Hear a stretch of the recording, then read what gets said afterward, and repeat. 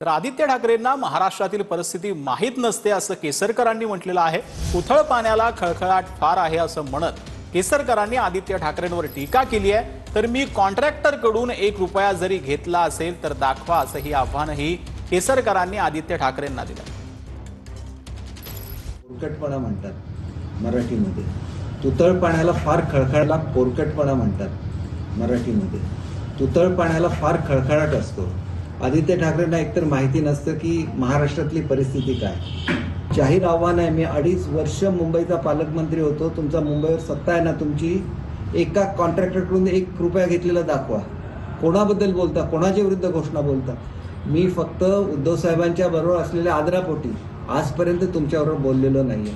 पण ज्या दिवशी बोलायला सुरुवात करेन त्यावेळेला तुम्हाला खरोखर पश्चाताप होईल की एका चांगल्या माणसाच्या अंगावर गेलो आणि आज मी आयुष्यभर पस्तावलो असं म्हणायची तुमची